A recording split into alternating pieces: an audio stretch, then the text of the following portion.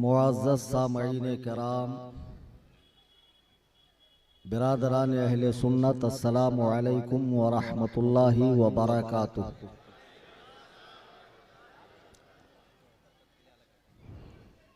الحمدللہ الحمدللہ الحمدللہ رب العالمین والعاقبۃ للمتقین، والصلاة والسلام علی سید الانبیاء والمرسلین وآلہ واصحابہ الطیبین الطاہرین، لعنت اللہ علی الرافضین المرتدین الی یوم الدین۔ اما بعد، قال اللہ تبارک و تعالی فی القرآن المجید والفرقان الحمید، فاعوذ باللہ من الشیطان الرجیم، بسم اللہ الرحمن الرحیم، والذی جاء بالصدق وصدق به اولئک هم المتقون، صدق اللہ العظیم۔ اسٹیج پہ موجود موقر علماء کرام، ائمہ مساجد، سادات کرام، سینئر مفتیان کرام اور دور و دراز قرب و جوار سے تشریف لائے میرے سنی، جنتی، حنفی، بریلوی بھائی، آئیے غایت ادب و احترام کے ساتھ نبی اکرم فخر موجودات جناب احمد مجتبی محمد مصطفیٰ ارواحنا فدا صلی اللہ تبارک و تعالی علیہ وسلم کی بارگاہ میں ہدیہ درود و سلام پیش کریں۔ اللہم صلی علی صلاۃ و سلام علیک یا رسول اللہ صلی اللہ تعالی علیہ وسلم۔ عزیزان گرامی، جیسا کہ آپ جانتے ہیں آج کے جلسے کا عنوان افضلیت سیدنا صدیق اکبر ہے، اور آج 22 جمادی الاخری کو حضرت امیر المؤمنین خلیفۃ المسلمین سیدنا صدیق اکبر رضی اللہ تعالی عنہ کا وصال ہوا۔ اسی مناسبت سے آج کی یہ نشست منعقد کی گئی۔ جلسے کا نام یوں بھی رکھ سکتے تھے، فضیلت سیدنا صدیق اکبر، عظمت سیدنا صدیق اکبر وغیرہ وغیرہ، لیکن جیسا کہ ہم دیکھ رہے ہیں کہ ایک فرقہ جو مدینہ طیبہ میں حضرت عثمان غنی رضی اللہ تعالی عنہ کے دور میں یہودیت سے اسلام میں کنورٹ ہوا، اپنی سازشوں سے وہ باز نہیں آیا، بلکہ اس نے صرف لبادہ چینج کر لیا، لباس بدل لیا، اور اس دور سے آج تک اسلام کی جڑیں کاٹنے میں، تخریب کاری کرنے میں مصروف عمل۔ اس فرقے کی بعد میں کئی شاخیں ہو گئی اور دنیا کے مختلف کونوں میں، گوشوں میں، شوشوں میں وہ پائے جاتے ہیں۔ ہمارے یہاں بڑی آسانی سے ہم ان کو پہچان لیتے ہیں، چہرہ بھلے گورا ہو لیکن نیچے سے اوپر تک آپ کو پتا ہے۔ بہرحال ان سے اہل اسلام کا کوئی تعلق نہیں، نہ ان سے شادی ہے، نہ بیاہ ہے، نہ ہماری مساجد میں ان کا آنا ہے، نہ ان کے ایمان بگاڑے میں ہمارا جانا ہے۔ غرض کے کسی طریقے کا کوئی تعلق ہمارا ان کا نہیں تھا، لیکن اب بمبئی اور بعض خانقاہوں سے، بعض مزارات اولیاء سے کچھ اس قسم کی ذہنیت کے لوگ ہو گئے جو ان کا جھٹن کھا کے ان کی بولی بولنے لگے، اور عوام یہ دھوکے میں ہے کہ بہت بڑے پیر صاحب ہے، بہت بڑی نسبت ہے، بڑی خانقاہ سے تعلق رکھتے ہیں، امامہ شریف بھی ماشاءاللہ، جبہ شریف بھی 10-20 مریدین پیچھے سے پکڑے ہوئے ہیں، اور باپ دادا کی مسند انہیں جو ہے آئی ہوئی ہے۔ اقبال نے سچ کہا، میراث میں آئی ہے انہیں مسند ارشاد، زاغوں کے تصرف میں عقابوں کا نشیمن۔ اب ہم دیکھ رہے ہیں کہ یہ سلسلہ عوامی سطح پر اتنا بڑھ گیا کہ وہ لوگ جن کو دین کی ابتدائی باتیں بھی نہیں معلوم، کتنے ایسے ہیں کہ جن کو اگر پوچھا جائے کہ مسلمان ہونے کے لیے کن کن باتوں کو ماننا ضروری ہے، کن باتوں سے بندہ مسلمان ہوتا ہے، کن باتوں سے بندہ آؤٹ آف اسلام ہوتا ہے، بیسیکلی باتیں ان کو نہیں پتا ہے۔ اگر ان کو آپ پوچھیں کہ بھئی اگر آپ سنی ہیں تو سنی ہونے کے لیے کن کن عقائد کو ماننا ضروری ہے، ان کو وہ بھی نہیں پتا۔ حتیٰ کہ آپ عبادات میں جو روزانہ 5 وقت پڑھی جاتی ہے نماز، اس کی ابتدائی باتیں پوچھ لیں، قرآن کریم ان سے سن لیں، ان سے اتحیات سن لیں، وہ صحیح طریقے پر نہیں پڑھ پائیں گے۔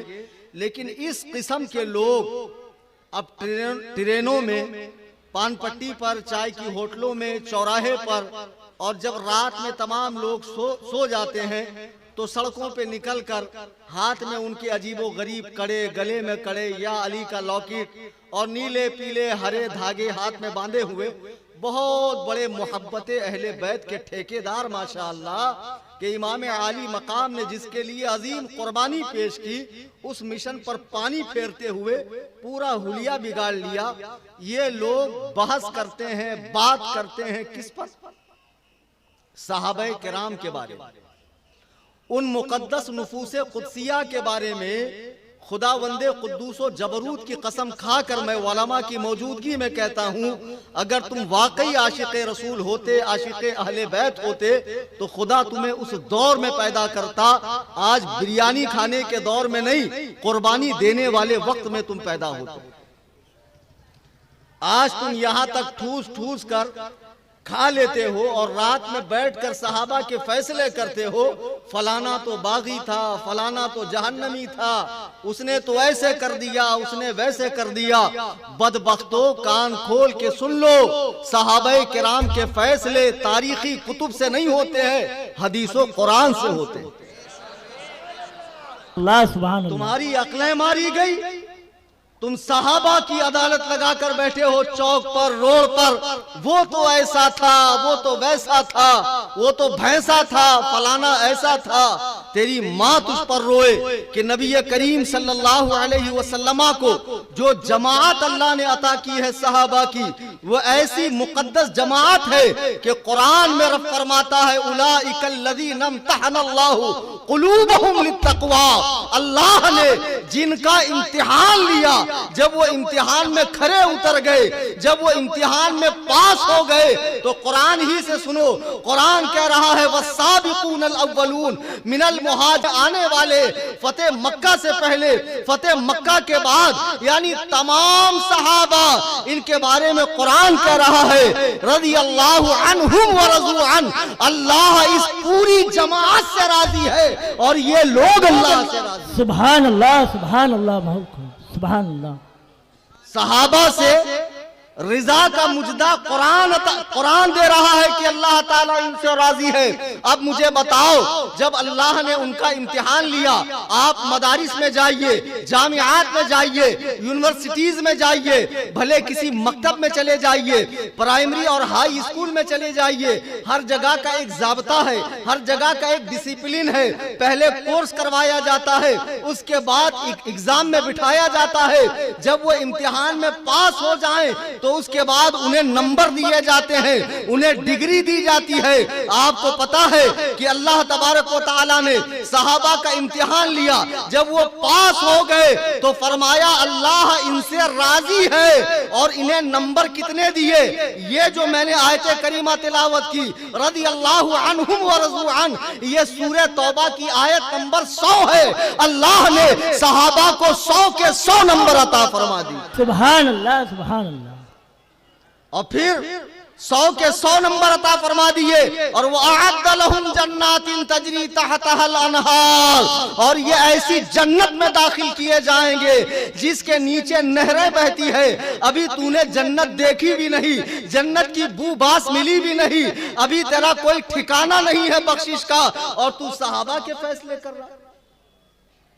فلانی نے کلیجہ چبایا، اس کا یہ حکم، اس کے بیٹے نے یہ کر دیا تو اس کا یہ حکم اتنا قابل ہو گیا حکم بیان کرے گا.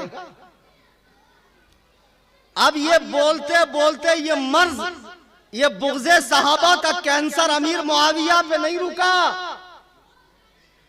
خوب اچھے سے سن لو، آن لائن بھی لوگ تقریر سن رہے ہیں.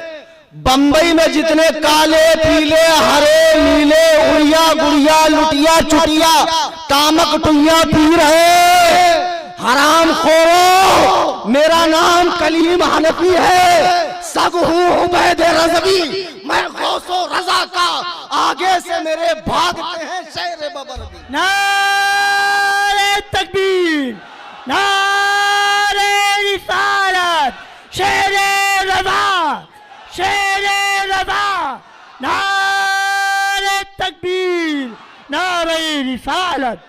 سبحان اللہ. وہ خانقاہیں جہاں تزکیہ نفس ہوتا تھا، جہاں تصفیہ قلب ہوتا تھا، جہاں قلوب و اذہان کی تذکیر ہوتی تھی، جہاں پر حب خدا اور حب رسول کے جام پلائے جاتے تھے، پڑی ہے سب اجڑی ہوئی خانقاہیں. وہ درویش و سلطان کی امیدگاہیں، فرشتوں کی پڑتی تھی جن پر نگاہیں.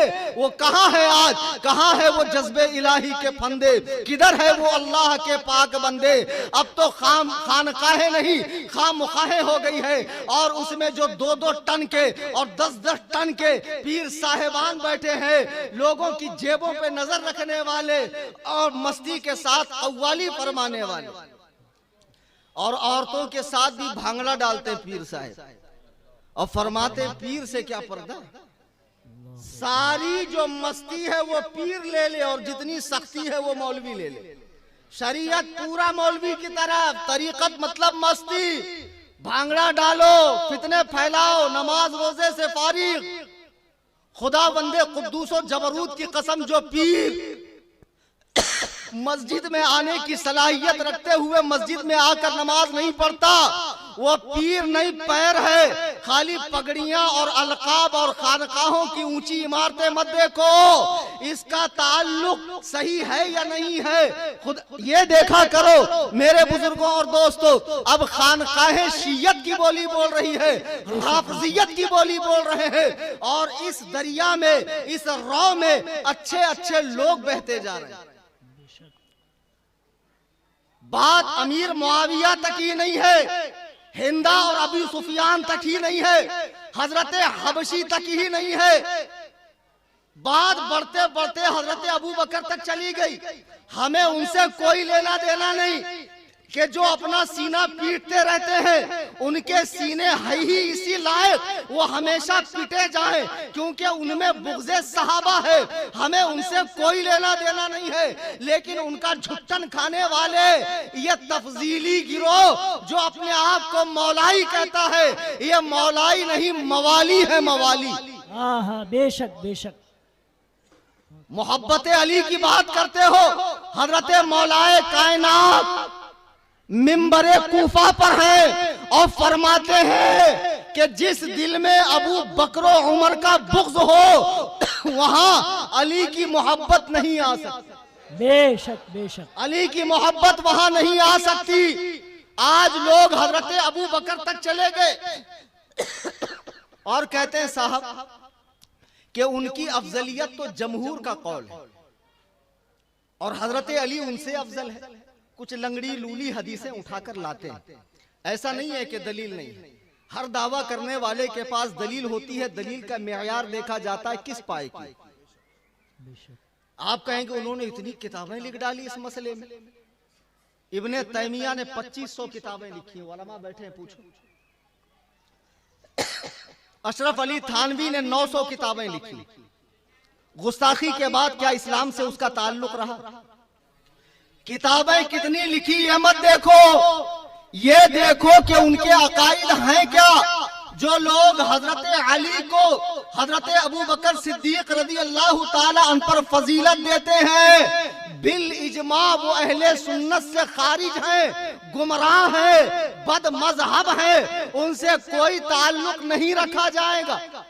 اس لیے کہ حضرت ابو بکر صدیق کا انبیاء کرام اور رسول ملائکہ اور رسول انبیاء کے بعد تمام امت میں اور پچھلی تمام امتوں میں، تمام انبیاء کی امت میں آپ کا مقام افضل و اعلیٰ ہے۔ سبحان اللہ سبحان اللہ۔ میں نے جو آیت کریمہ پڑھی، اللہ ارشاد فرماتا والذی جاء بالصدق وصدق به اولئک هم المتقون، اور یہ سچائی لے کر آنے والے یعنی نبی کریم، کون سی سچائی؟ دین کی، ایمان کی، عقیدے کی، قرآن کی، اسلام کی، رب کی وحدانیت کی۔ وصدق به اولئک هم المتقون، سچائی لانے والے اور اس سچائی کو قبول کرنے والے، یہ دونوں متقی ہیں۔ اب اس آیت کی تفسیر دیکھو، حضرت مولائے کائنات اس کی تفسیر کرتے ہیں، فرماتے ہیں اس آیت میں جو دو متقی ہیں اس سے مراد ایک اللہ کے نبی ہیں اور ایک ابو بکر صدیق ہیں۔ اگر یہی قرآن پڑھتے ہو، اگر 40 پارے والا پڑھتے ہو تو مجھے نہیں پتا اس میں کیا غلاظت بری ہے، لیکن جو جبریل کے ذریعے سے سینہ مصطفیٰ پر نازل ہوا اور قرنن بعد قرنن نسلن بعد نسلن جس کی تدوین ہوئی، جسے جمع کیا گیا، جس کے حروف اور الفاظ کی حفاظت کی گئی، اس قرآن میں رب فرما رہا ہے کہ حضرت ابو بکر صدیق جو نبی کی سچائی پر سب سے پہلے ایمان لانے والے ہیں، وہ صدیق، وہ متقی ہیں، پرہیزگار ہیں۔ اور ایک جگہ قرآن میں فرمایا وَسَيُجَنَّبُهَا الْأَتْقَى، کہ جہنم سے دور رکھا جائے گا سب سے بڑا متقی۔ کچھ پلے پڑی یا پھر پیر صاحبوں کے قصے سناؤں، کیونکہ بمبئی میں پیر صاحب بہت بھر گئے۔ ایک پتھر اٹھاؤ، ایک مرشد نکلیں گے، ایک حضرت نکلیں گے، ایک پیرا نکلیں گے، ایک قلندر نکلیں گے۔ یہ قلندر نہیں، یہ کل اندر، یہ بہت بڑا حرام خور ہے، یہ تم کو جو ہے کرامات کا چگا پہنا کر گمراہ کر دے گا۔ قرآن کہہ رہا ویسا یجنبها الاتقى، جہنم سے دور رکھا جائے گا سب سے بڑا متقی۔ یہ کس کے بارے میں آیت اتری؟ آپ تفسیر اٹھا کر دیکھ لیں، جلالین اٹھا کر دیکھ لیں، ساوی اٹھا کر دیکھ لیں، مدارس اسلامیہ میں پڑھائی جانے والی تفاسیر اٹھا کر دیکھ لیں کہ جب حضرت ابو بکر صدیق نے حضرت بلال کو خریدا اور خرید کر آزاد کیا، ان کے آقا امیہ بن خلف جو بڑا نالائق قسم کا آدمی تھا، اس سے خرید کے آزاد کیا، تو آپ کے والد ابو قحافہ نے کہا کیا ضرورت تھی اتنا مال خرچ کرنے کی؟ ایک کالے کلوٹے غلام کے لیے اتنا مال خرچ کرنے کی کیا ضرورت تھی، جو کوئی عالی نسب بھی نہیں ہے؟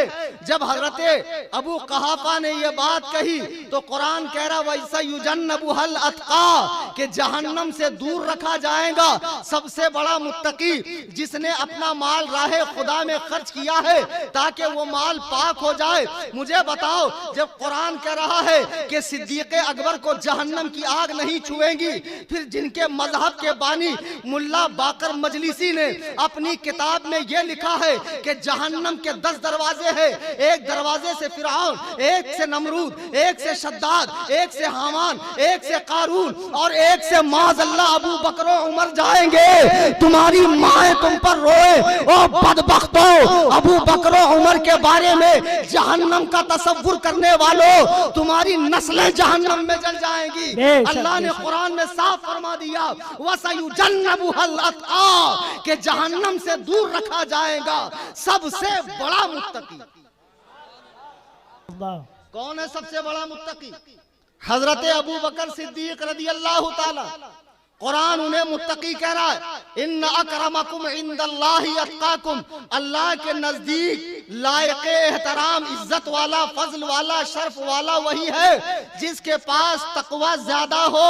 قرآن نے ابو بکر کو سب سے بڑا متقی بھی کہا۔ قرآن نے حضرت ابو بکر صدیق کے بارے میں فرمایا کہ اللہ انہیں سب سے زیادہ پسند فرماتا ہے۔ اور کیوں نہ پسند فرمائے کہ جب میرے مصطفیٰ رات کی تاریکی میں مکے کو چھوڑ کر مدینے کو مسکن بنانے کے لیے جا رہے ہیں تو ساتھ میں کون ہے؟ ابو بکر صدیق۔ واقعہ آپ سب سن چکے ہیں کہ ایک غار میں ٹھہرنے کا پلان ہوا کہ یہاں رات گزاریں گے۔ غار بہت پرانی تھی. حضرت ابو بکر نے فرمایا یا رسول اللہ آپ باہر کھڑے رہیں, میں اندر جا کر صفائی کرتا ہوں. روایتوں میں ہے آپ نے اپنی لنگی پھاڑی اور اندر جتنے ہول تھے, جتنے سوراخ تھے, سب آپ نے موچ دیے. ایک جگہ جو باقی رہ گئی تھی وہاں آپ نے ایڑی لگا دی, وہاں آپ نے اپنے پائے اقدس کو لگایا, سرکار کو اندر بلایا. میرے آقا تشریف لائے اور صدیق کی ران پر میرے آقا نے سر نبوت کو رکھا اور محو استراحت ہو گئے. اور اسی وقت میں اندر جو سانپ تھا اسے باہر نکلنے کے لیے راستہ نہیں مل رہا تھا. وہ ہر چند چاہتا تھا ابو بکر پیر ہٹائیں, میں بھی باہر نکلوں اور رخ مصطفیٰ کو دیکھوں, لیکن ایسا نہ ہو سکا. بالآخر سانپ نے کاٹا. اس کی شدت درد کی جب زیادہ ہوئی تو آپ کے آنسو رخسار مصطفیٰ پہ گر گئے. میرے آقا بیدار ہو گئے. فرمایا صدیق تجھے کس بات نے رلایا؟ کہا یا رسول اللہ مجھے سانپ نے کاٹا ہے. میرے آقا علیہ السلام نے اپنا مقدس لعاب دہن نکالا اور صدیق کے قدموں پہ لگا دیا اس جگہ پر جہاں سانپ نے کاٹا تھا. فوراً سانپ کا اثر جو ہے وہ زائل ہو گیا, زہر کا اثر زائل ہو گیا. دیکھو صدیق کو کل بھی سانپ کاٹ رہا تھا, آج بھی سپولے صدیق کے اوپر بھونک رہے ہیں, صدیق پر زبان تان کو دراز کر رہے ہیں. لیکن جس کا نگہبان مصطفیٰ ہو اس پر لاکھ بھونک لو کچھ ہونے والا نہیں. بے شک, سبحان اللہ سبحان اللہ. عزیزان گرامی وقار, قرآن کریم سے بھی اور احادیث مصطفیٰ سے بھی یہ غار میں جب میرے آقا ہے تو فرماتے ہیں, قرآن کہتا ہے ثانی اثنین اذ ہما فی الغار اذ یقول لصاحبہ لا تحزن ان اللہ معنا. جب یہ دونوں غار میں تھے تو میرے آقا نے ابو بکر سے فرمایا لا تحزن ان اللہ معنا, غم نہ کر, فکر نہ کر, اللہ ہمارے ساتھ ہے. سبحان اللہ سبحان اللہ. اذ یقول لصاحبہ, اپنے صحابی سے فرمایا. اب جو لوگ شیعت کا جھٹن کھانے کے بعد حضرت ابو بکر کی صحابیت کا انکار کر رہے ہیں وہ کان کھول کے سن لے, حضرت ابو بکر کی صحابیت کا انکار کرنے والے کون ہیں؟ ذرا مجمع بولے تو. اتنے ڈاؤٹ فل ہیں آپ, ہاں تھوڑا کم ڈانٹ کے بول بھائی. کافر ہیں کافر, اور جو آپ کی خلافت کا انکار کرے وہ بھی کافر ہے. مزاروں پر دھمال ڈالنے والے, لوگوں کی جیبوں پہ نظریں رکھنے والے, یہ لال پیلے ہرے نیلے لباس پہن کر, اونچی اونچی ٹوپیاں پہن کر, 10 انگلی میں 20 انگوٹھیاں ڈال کر جو لوگوں کو مریداں کرتے پھر رہے ہیں اور اپنی خواہ مخواہوں میں صحابہ کے فیصلے کر رہے ہیں, کان کھول کے سن لو.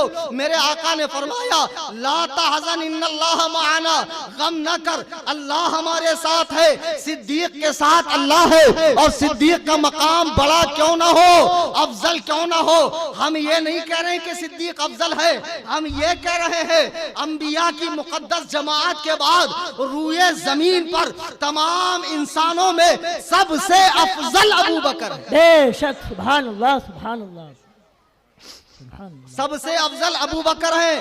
اور اس کے لیے آپ حضرت علی ہی کا قول سنیے. حضرت علی کرم اللہ وجہہ الکریم سے ان کے صاحبزادے حضرت محمد بن حنفیہ نے پوچھا, بی بی فاطمہ کے علاوہ بھی آپ نے اور نکاح فرمائے, ان سے اولادیں ہوئی ہیں, تو ایک بیٹے محمد بن حنفیہ بھی ہیں, اور اتنے چہیتے بیٹے ہیں کہ جب دنیا سے جانے کا وقت ہوا مولا کائنات کے تو امام حسن سے فرمایا میرے بعد محمد بن حنفیہ کا خیال کرنا, میں اس سے محبت کرتا ہوں. سبحان اللہ سبحان اللہ. جب امام حسن کی شہادت کا وقت قریب ہوا تو آپ نے امام حسین کو وصیت فرمائی کہ میرے بعد محمد بن حنفیہ کا خیال رکھنا, کیونکہ ان سے والد گرامی بھی اور میں بھی محبت کرتا ہوں. اللہ اکبر کبیرہ, وہی محمد بن حنفیہ ہے. صحیح بخاری حدیث نمبر 3671 لکھ لو. جو انٹرنیٹ کی معرفت سے دین سیکھتے ہیں اور وہ 10x10 کے کمرے میں بیٹھے ہوئے مرزا کذاب کو فالو کرتے ہیں اور صحابہ کے حوالے سے بکواس کرتے ہیں. محمد بن حنفیہ کی روایت ہے, انہوں نے اپنے باپ سے پوچھا ای الناس خیر بعد رسول اللہ, کہ رسول اللہ صلی اللہ علیہ وسلم کے بعد لوگوں میں صحابہ میں سب سے بہتر کون ہے؟ قال ابو بکر، فرمایا ابو بکر، سبحان اللہ. ثم من، پھر انہوں نے پوچھا پھر کون؟ تو فرمایا ثم عمر، اس کے بعد عمر. تو حضرت محمد بن حنفیہ کہتے ہیں کہ میں نے سوچا کہ پوچھ لوں پھر کون، تو مجھے ڈر تھا کہ آپ عثمان کا نام لیں گے، تو میں نے کہا ثم انتا، پھر تو آپ ہیں. حضرت علی فرماتے ما انا الا رجل من المسلمین، میں تو مسلمانوں کی جماعت کا ایک عام سا انسان ہوں، یعنی مجھے افضل نہ سمجھو. اللہ اکبر کبیرہ، یہ ان کی انکساری ہے. دیکھو خود حضرت علی کرم اللہ وجہہ الکریم نے فیصلہ فرما دیا کہ، اور ان کے بیٹے سے فرمایا، اور یہ روایت تواتر کے ساتھ بیان کی جاتی ہے. آپ نے فرما دیا کہ نبی کریم صلی اللہ علیہ وسلم کے صحابہ میں سب سے پہلے کون؟ اب جو گانجے کا سٹا مار کے، بٹن کھا کے، گھاس پھونک کے، چاچی پی کے اپن اجمیر جا ریلا، ریل میں چلم کے دھوئیں اڑیں گے. ماشاءاللہ. دیکھو ذرا قوال صاحب، حکومت سے میں گزارش کروں گا کہ اس قسم کی بکواس قوالی کرنے والوں کو فی الفور اندر ڈالا جائے. بے شک. اور یہ بھی دیکھو چرسی بڑے مزے سے سنتا، پھر 2.5 دن کے جھوپڑے پہ جا کر خوب گانجا مار لیں گا، آنکھیں لال ہو جائیں گی. اس کے بعد لوگ فرماتے ہیں مارے پھٹ کا نشہ ہے، یہ مارے پھٹ کا نشہ ہے. ایسے معرفت ہوتی ہے. اور ایسے ایسے با کرامت گنجیڑی، نشیڑی، چرسی گردلے آج گھوم رہے ہیں اور صحابہ کے فیصلے کر رہے ہیں. بدبختوں دیکھو حضرت مولا کائنات خود فرما رہے ہیں کہ نبی کریم صلی اللہ علیہ وسلم کے صحابہ میں سب سے افضل ابو بکر، پھر عمر، اور ایک روایت ان سے ہے، فرماتے جو مجھے ابو بکر و عمر سے افضل کہے میں اسے 80 کوڑے ماروں گا. اچھا آپ کہنے والے تو آج ہیں، اب حضرت علی ان کو مارنے کے لیے کیسے تشریف لائیں گے؟ لیکن قیامت میں تو ملیں گے نا، پھر وہاں کہاں بھاگوں گے؟ مولا علی کے 80 کوڑے کھانے کے لیے تیار ہو جاؤ.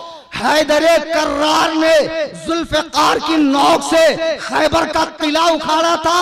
80 کوڑوں میں تمہاری کیا حالت بنے گی بدبختوں، سوچو. بے شک.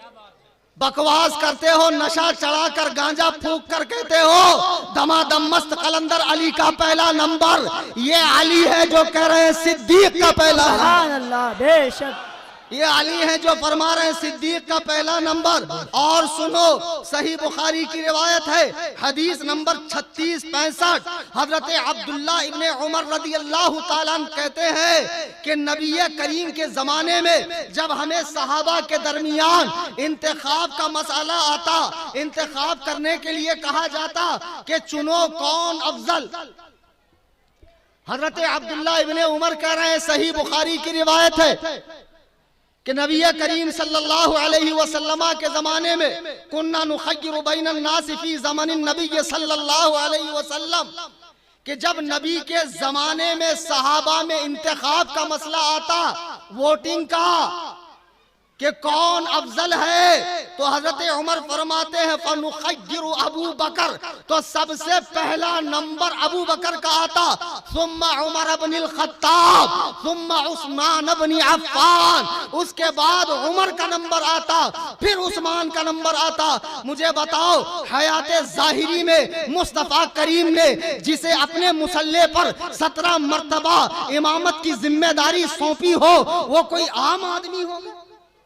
یہاں اتنے علماء بیٹھے ہیں، نماز کا وقت ہو جائے تو مجھے بتاؤ سب سے آگے آپ مسلح پہ کس کو بڑھاؤں گے؟ تو کہیں گے قرآن اچھا پڑھنے والے کو. تو قرآن تو اس میں سبھی اچھا پڑھتے ہیں. پھر کہیں گے جس کو زیادہ مسائل معلوم ہو، تو یہاں تو مسائل سبھی کو معلوم ہے. پھر کہیں گے جس میں زیادہ تقوی ہو اسے امامت کے لیے آگے کیا جائے. نبی کا ہر صحابی اپنی جگہ آفتاب و مہتاب ہے. خود میرے آقا فرماتے ہیں اصحابی کن نجوم، میرے صحابہ آسمان ہدایت کے تارے ہیں، ان میں سے جس کی پیروی کرو گے ہدایت پا جاؤ گے. سارے صحابہ آفتاب و مہتاب ہے، لیکن سرکار نے ابو بکر صدیق ہی کو امامت کے لیے آگے بڑھایا اور فیصلہ فرما دیا کہ میرے بعد خلیفہ بلا فصل جو ہوگا وہ ابو بکر صدیق ہوگا. افسوس کہ اس دور میں مسلمانوں کی جماعت کو توڑنے کے لیے، وحدت کو پارا کرنے کے لیے عبداللہ ابن سبا نام کا یمن کا ایک یہودی مدینے آتا ہے، اسلام قبول کرتا ہے۔ حضرت عثمان کی شہادت میں اسی گروہ کا ہاتھ ہے۔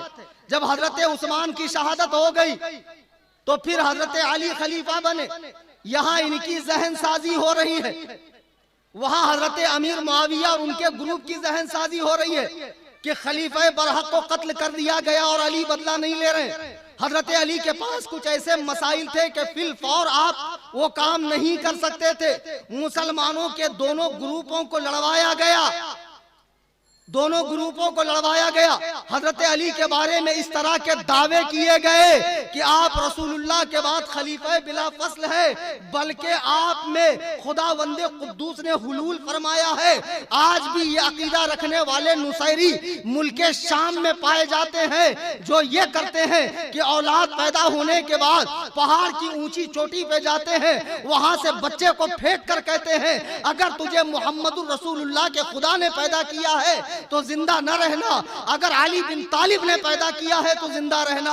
جو بچہ زندہ رہ جاتا ہے اسے اپنا امام زمانہ بناتے ہیں۔ اتنے غالی درجے کے مشرکانہ عقائد ہے اس قوم کے۔ ارے جو قوم گھوڑے کی پوجا کرتی ہو، بھلا اس کو توحید کیسے سمجھ میں آئے گی، عظمت صحابہ کیسے سمجھ میں آئے گی؟ لیکن ان مجاوروں کو کیا ہو گیا، ان کفن چوروں کو کیا ہو گیا؟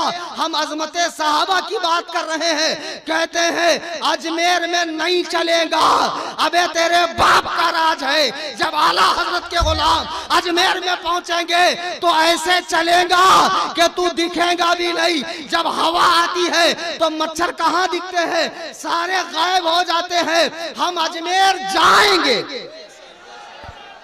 بے شک، سبحان اللہ، جائیں گے نا، بے شک، لیکن چادر نہیں خریدیں گے، مجاوروں کے گیسٹ ہاؤس میں نہیں رکیں گے، بڑی دیگ چھوٹی دیگ میں نہیں ڈالیں گے۔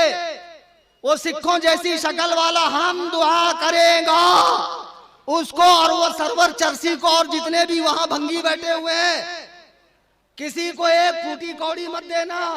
مجاوروں کو اگر پیسہ دو گے تو سمجھو تمہارا مال حضرات صحابہ کے بغض کے لیے خرچہ ہو رہا ہے۔ خواجہ سے ہمارا تعلق زمانے سے ہے، ہمیشہ سے ہے، ہمیشہ رہے گا۔ ہمیں اجمیر جانے سے کوئی نہیں روک سکتا۔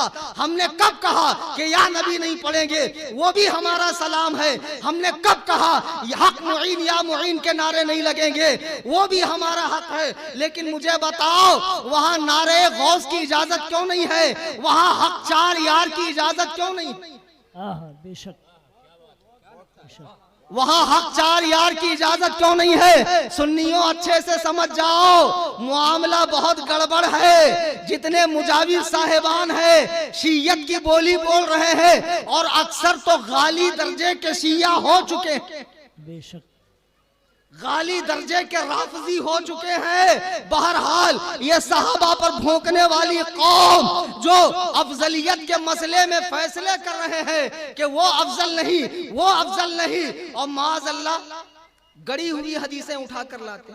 ایک ناگپور کا گینڈا ہے پیر صاحب، ایسی چونچ لال کر کے پان کھا کر ماشاءاللہ عظیم الجثہ کثیر اللحیہ بہت بڑا پگڑا پہن کر بیٹھتا ہے۔ دیکھو تو معلوم پڑتا ہے کہ فرشتوں کا کوئی قافلہ اوپر سے جا رہا تھا، اسی میں سے یہ حضرت نیچے آ کر ٹپک گئے۔ اب بیٹھ کر کہتا ہے کہ صدیق اکبر اور فاروق اعظم یہ دونوں لقب حضرت علی کے۔ بدبختوں یہ جعلی حدیثیں موضوع روایات اٹھا کر لاتے ہو اور صحابہ کرام کے حوالے سے بھونکتے ہو، یہ سب جعلی روایات ہے۔ حضرت علی کے فضائل کم نہیں ہے، بہت فضائل ہے۔ صحیح احادیث سے اگر بیان کیے جائیں، ان کی شان بیان کرنے کے لیے جھوٹی روایات کا سہارا لینے کی کوئی ضرورت نہیں۔ بے شک، تم سوچتے ہو جھوٹی روایات بیان کر کر شان بیان کریں گے، کعبے میں پیدا ہوا، اب نہیں ہوئے تو نہیں ہوئے، لیکن جو کعبے میں پیدا ہوا حکیم بن حزام، وہ بھی میرے مولا کے مرتبے کو نہیں پہنچ سکا۔ کعبے میں پیدا ہونے سے کوئی صاحب مرتبہ نہیں ہوتا، ورنہ رسولوں کے تاجدار، انبیاء کے امام میرے آقا بھی خانہ کعبہ میں نہیں پیدا ہوتا۔ بے شک، بے شک، پھر کبھی بیان کریں گے کہ علی اور نبی ایک نور سے پیدا ہوئے. موضوع روایت ہے موضوع. اب لوگوں کو کیا پتا حدیث کیا ہے, اس کی باریکیاں کیا ہے. حدیث سنا دی, لوگوں نے مان لیا. ہمارے پاس آ کر بھی کبھی حدیث سناؤ نا پیر صاحب, تو ہم تمہارا علمی قد ناپتے ہیں تم کتنے قابل ہو. حضرت علی اور رسول کریم علیہ الصلوۃ والتسلیم کے ایک نور سے پیدا ہونے کی حدیث جو ہے وہ موضوع ہے. اس طرح مولائے کائنات کے فضائل بیان مت کرو, لیکن آؤ صدیق و عمر کی کیا فضیلت ہے ذرا ملاحظہ کرو. سبحان اللہ.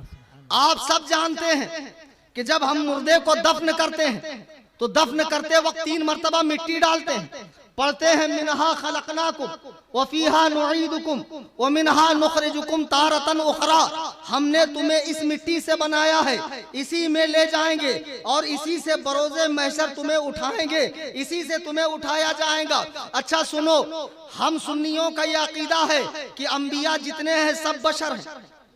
ہمارا عقیدہ یہ نہیں ہے کہ صرف نور ہے بشر نہیں ہے. جو انبیاء کو بشر نہ مانے وہ کافر ہے. بہرحال اللہ کے جتنے نبی ہیں سب مٹی سے بنائے گئے ہیں, لیکن وہ جنت کی مٹی سے بنائے گئے, اور ان کی مٹی میں کوثر و تسنیم کا پانی ڈالا گیا ہے.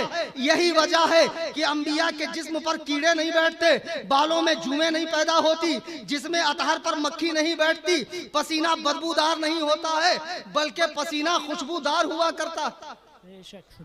یہ انبیاء کرام کی خصوصیات ہے. اور میرے آقا فرماتے ہیں اللہ کے کسی نبی کو کبھی احتلام نہیں ہوا, یعنی نیند کی حالت میں غسل فرض نہیں ہوا. یہ ہم لوگوں کے ساتھ ہوتا ہے چونکہ انبیاء کی آنکھیں سوتی ہے اور دل جاگتا ہے, اور شیطان ان پر اثر اندوز نہیں ہو سکتا ہے. اب سنو, میرے آقا فرماتے ہیں صحیح بخاری کی حدیث ہے, حدیث نمبر 195, ما بین بیتی و منبری روضۃ من ریاض الجنہ, کہ میرے گھر سے میرے منبر تک کا جو حصہ ہے.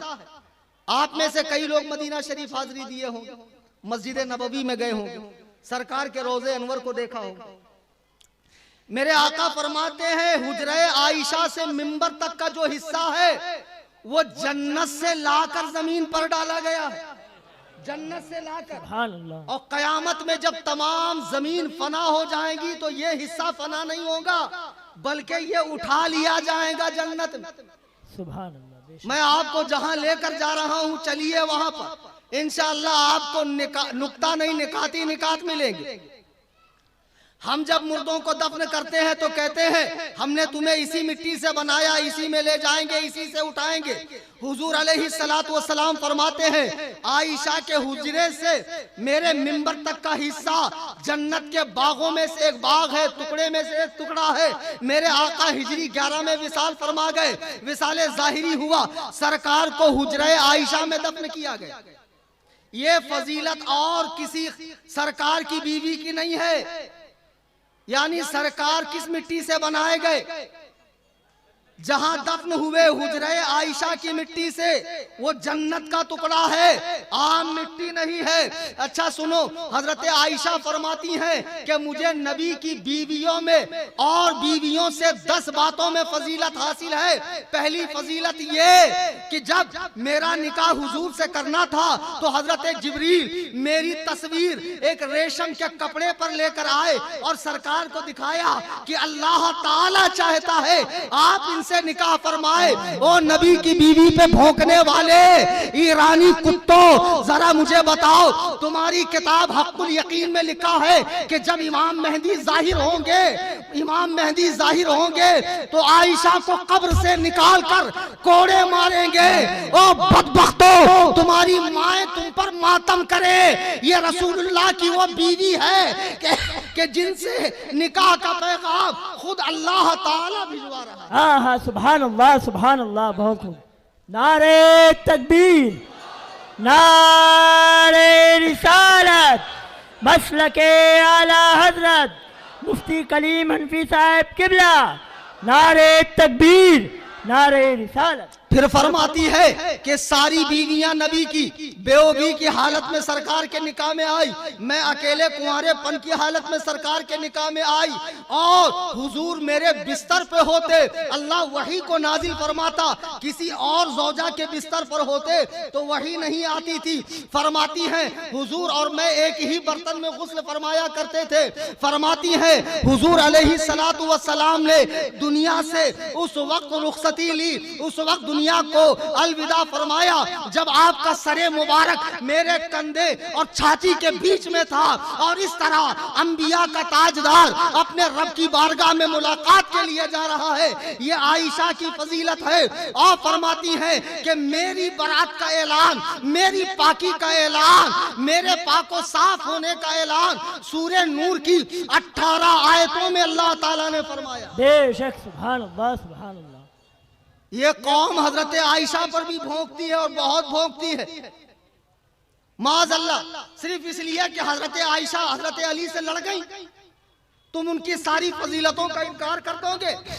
مجھے بتاؤ بدبختوں، حضور کا جو مدفن بنا وہ حجرہ عائشہ ہے کہ نہیں ہے؟ بے شک حجرہ عائشہ ہے۔ اب سنو، اللہ کے نبی علیہ السلام ارشاد فرماتے ہیں، حضرت ابو ہریرہ کی روایت ہے، حلیۃ الاولیاء حدیث نمبر 2390، اللہ کے نبی فرماتے ہیں بچہ جب پیدا ہوتا ہے تو اس کے ناف پر مٹی چھڑکی جاتی ہے، اس کے قبر کی مٹی چھڑکی جاتی ہے۔ ابو عاصم کہتے ہیں اے لوگوں، تم ابو بکر و عمر جیسی فضیلت نہیں پا سکتے، اس لیے کہ ابو بکر و عمر کی مٹی نبی کے مٹی سے ملی ہوئی ہے، یعنی وہ سرکار کی مٹی سے پیدا کیا گیا۔ بے شک، سبحان اللہ سبحان اللہ۔ اتنا ہی نہیں بلکہ حدیث پاک جو امام اہل سنت رضی اللہ تعالیٰ عنہ نے بھی فتاوی افریقہ میں حضرت عبداللہ ابن عباس کی روایت نقل کی ہے، فرمایا کہ ابو بکر و عمر نبی کریم صلی اللہ علیہ وسلم کی مٹی سے بنائے گئے ہیں۔ مجھے بتاؤ نبی کے پہلو میں کون لیٹا ہے؟ ابو بکر و عمر لیٹے ہیں، تو وہ کس مٹی سے بنے؟ جنت کی مٹی سے بنے ہیں، جنہیں سرکار نے جنتی فرمایا، جنہیں قرآن نے کہا جہنم سے دور ہے، جن کے بارے میں نبی فرماتے ہیں میں نے دنیا میں ہر ایک کے احسان کا بدلہ دے دیا سوائے ابو بکر کے احسان کے بدلے کے۔ ابو بکر کا بدلہ میں نہیں دے سکا، جو جنتی مٹی سے بنائے گئے نبی کے پہلو میں لیٹے ہوئے ہیں، جہاں 70,000 ملائکہ قدم بوسی کے لیے درود و سلام عرض کرنے کے لیے آتے ہیں، اور دنیا بھر سے کروڑوں زائرین آقا کی بارگاہ میں پہنچتے ہیں۔ مجھے بتاؤ اب بھی تمہیں شک ہے ابو بکر و عمر کی بخشش کے بارے میں؟ او بدبختوں، ابو بکر و عمر تو رسول کریم علیہ السلام کی مٹی سے یعنی جنت سے بنائے گئے ہیں، اور سرکار کے پہلو میں لیٹے ہوئے ہیں۔ سبحان اللہ۔ ایک مرتبہ میرے آقا نے کہا ابو بکر، ابھی جبریل آئے اور مجھے خبر دی کہ وہ فلانا محل جنت میں وہ آپ کے لیے۔ تو ابو بکر نے کہا یا رسول اللہ کاش میں اس محل کو دیکھ پاتا۔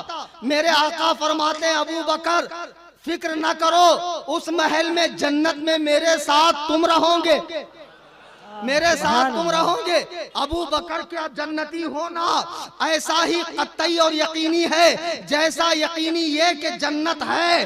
اگر ابو بکر و عمر جنتی نہیں ہے تو رب کعبہ کی قسم پھر جنت کا بھی وجود نہیں ہے۔ کان کھول کے سن لو، جو لوگ صحابہ پہ بھونک رہے ہیں اور شیعوں کا دیکھا دیکھی، یہ جو اڑیا گڑیا لٹیا چٹیا پیر کے مرید بننے والے ہیں، ہم فلانے مخملی کے پیر ہیں، ہم ٹاٹ والے کے پیر ہیں، ہم جھنڈے والے کے پیر ہیں، اور آپ تھوڑا سا آگے چلے جائیے ساؤتھ انڈیا کرناٹک کے علاقے میں، وہاں ہر شخص کے 4 پیر ہیں، اور ایسے عجیب و غریب پیر صاحبان ہیں، نماز روزے سے لوگوں کو فارغ کر دیا، اور ایسے جاہل پیر صحابہ کرام کے بارے میں بھونک رہے ہیں اور لوگ ان کی بولی بول رہے ہیں۔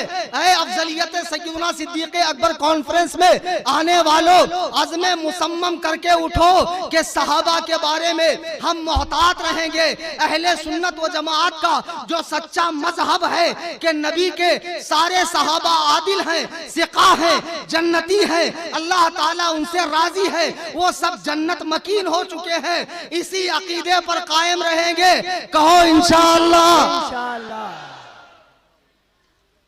رافضیت کی بولی مت بولو ورنہ بہت پچھتاؤگے. خدا کی قسم پھر نہ یہاں کے رہو گے نہ وہاں کے رہو گے نہ ادھر کے رہو گے نہ ادھر کے رہو گے, ادھر کے ہو جاؤ گے. صحابہ کے بارے میں محتاط ہو جائیے. آج افسوس کہ کھلم کھلا حضرت ابوبکر صدیق کی افضلیت کو چیلنج کیا جا رہا ہے, جبکہ افضلیت صدیق اکبر کا عقیدہ یہ اجماع سے ثابت ہے اور اجماع کا منکر گمراہ ہے. قرآن کہہ رہا ہے غیر سبیل المؤمنین نولہ ما تولی ونصلہ جہنم وساءت مصیرا. جو مسلمانوں کے راستے سے جدا راستہ چلے ہم اسے چلنے دیں گے, لیکن قیامت میں جب ہمارے پاس آئے گا تو ہم اسے جہنم میں داخل کریں گے. مسلمانوں, اجماع امت کے عقیدے سے الگ مت ہو. آج یہ عزم مصمم کر کے اٹھو کہ صدیق کا, عمر کا, عثمان کا اور حضرت علی کا چوتھا نمبر.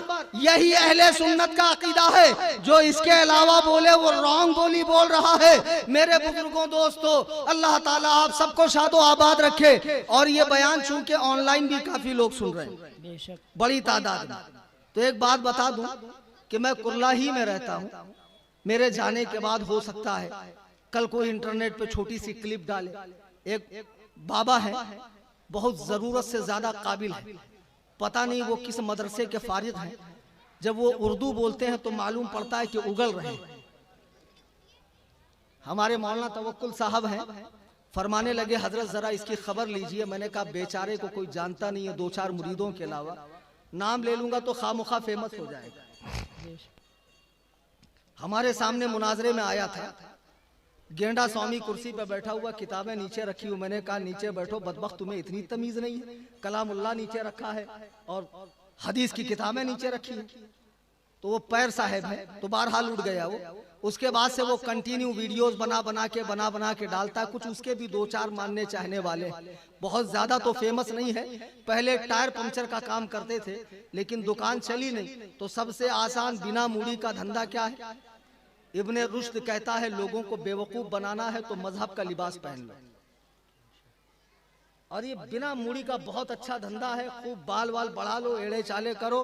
مستان ہے, بہت بڑے مجذوب ہیں, بہت پہنچیلے ہیں, بہت یہ ہے. اور پیر صاحب بھی کم چاپلوس نہیں ہوتے, جگہ جگہ ایجنٹ چھوڑے ہوئے ہوتے ہیں. پیر لوگ بڑے ہوشیار ہوتے ہیں آج کل. ایک شاعر صاحب نے مجھے اپنا واقعہ بتایا. بولے میں ایک مجلس میں گیا, پیر صاحب کی مجلس تھی, ان کے ابا کا عرس تھا. تو میں نے جب حمد پڑھی تو کسی کو کوئی جوش ہی نہیں آیا, سب ایسے بدھ بنے خاموش تھے. جب نعت پڑھی تب بھی کوئی حرکت, لیکن جیسے ہی پیر صاحب کے شان میں نے کلام پڑھنا شروع کیا تو مریدوں نے نوازنا شروع کر دیا. اب نوازنا شروع کیا تو شاعر صاحب فارغ ہوئے تو بعد میں کہا حضور میں حج کے لیے جا رہا ہوں, آپ بھی جائیں گے؟ کہا اس سال میں بھی آ رہا ہوں. بہرحال شاعر صاحب چلے گئے حج کے لیے, پیر صاحب نہیں جا سکے. شاعر صاحب وہاں سے واپس آئے تو پھر ایک مرتبہ جلسہ ہوا تو شاعر صاحب نے یوں ہی پھکی مار دی, یوں ہی چھوڑ دیا پڑیا.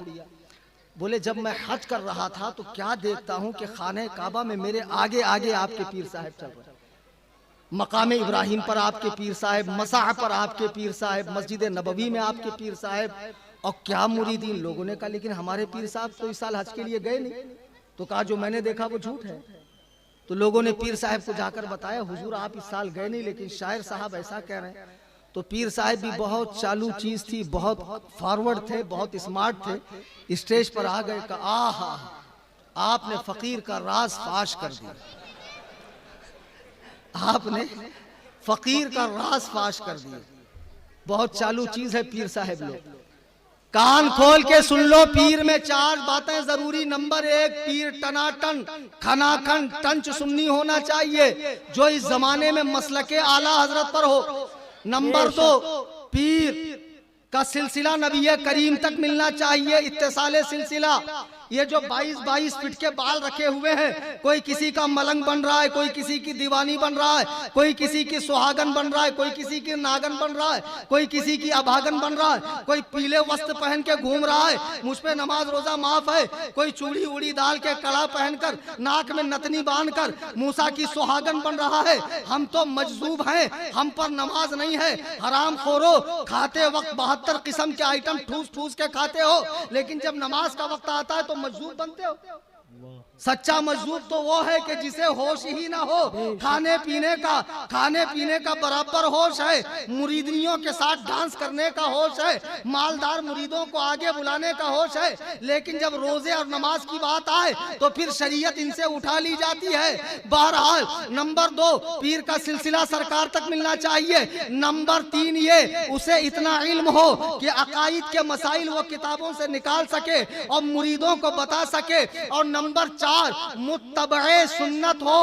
آج جن کا دن ہم منا رہے ہیں، ابو بکر صدیق، خدا کی قسم پہلے مسلمان، نبی پہ ہر وقت جان چھڑکنے والے، سفر و حضر میں نبی کے ساتھ رہنے والے، اپنا سارا مال غزوہ تبوک کے موقع پر راہ خدا میں خرچ کرنے والے، وہ صدیق اکبر کہ جن کو حضور نے 17 نمازوں کے لیے آگے بڑھایا، وہ صدیق اکبر کہ حضرت عائشہ کی گود میں سرکار سر رکھ کے لیٹے ہوئے ہیں، چاندنی رات ہے، آسمان پہ تارے بھی جھلملا رہے ہیں۔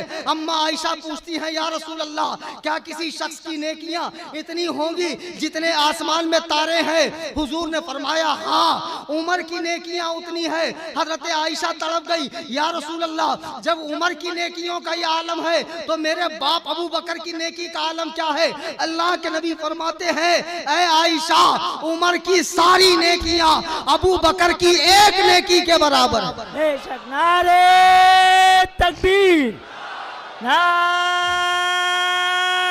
رسالت، افضلیت سیدنا صدیق اکبر، مفتی صوفی کلیم حنفی صاحب قبلہ، نعرہ تکبیر، نعرہ رسالت۔ وہ صدیق اکبر رضی اللہ تعالی عنہ، اللہ اکبر کبیرہ کہ جن کو زبان نبوت سے جنت کی بشارت مل گئی ہے۔ رب کعبہ کی قسم میرے نبی کا فرمایا ہوا کبھی غلط ہو ہی نہیں سکتا ہے۔ جنہیں قرآن جنتی کہہ رہا ہے ان کی عاجزی کا یہ عالم ہے کہ روتے بیٹھتے ہیں اور فرماتے ہیں کاش میں کوئی درخت کا پتا ہوتا کہ جسے بکریاں چبا لیتی، میں کوئی کنکر ہوتا جس سے حساب نہ لیا جاتا، اے کاش میری ماں مجھے پیدا نہ کرتی۔ آج جو یہ مستنڈے پیر بمبئی میں گھوم رہے ہیں، لوگوں کو نماز روزہ معاف کروانے والوں، ابے خبیثوں، دیکھو ابو بکر صدیق فرماتے ہیں اگر میرا ایک پیر جنت میں چلا جائے اور ایک پیر جنت کے باہر ہو تب بھی میرے دل سے اللہ کا ڈر نہیں نکلے گا۔ یعنی پتہ نہیں میرے بارے میں کیا فیصلہ کیا جائے۔ ارے قرآن جسے اتقا کہہ رہا ہے اس میں تفضیل کا صیغہ ہے۔ قرآن جسے سب سے بڑا متقی کہہ رہا ہے وہ فرما رہا ہے کہ میرا ایک پیر اگر جنت میں ہو اور ایک پیر جنت سے باہر تب بھی میرے رب کا ڈر میرے دل سے نہیں نکل سکتا ہے۔ تم کیسے بے خوف ہو گئے؟ تم اذان ہوتی ہے مریدوں کے ساتھ قوالیاں کرتے ہو، بھانگڑے ڈالتے ہو، علماء سے دشمنی کراتے ہو، لوگوں کو کہتے ہو ملا کا دین الگ ہے، مولا کا دین الگ ہے۔ ابے او خبیثوں، گنجیڑیوں، نشیڑیوں، ابے او چلم پھونکنے والے، حرام خورو، مولا علی کے صحیح جانشین یہ علماء کرام، ہاں ہاں بے شک، سبحان اللہ سبحان اللہ سبحان اللہ۔ مولا علی شہر علم کا دروازہ ہے۔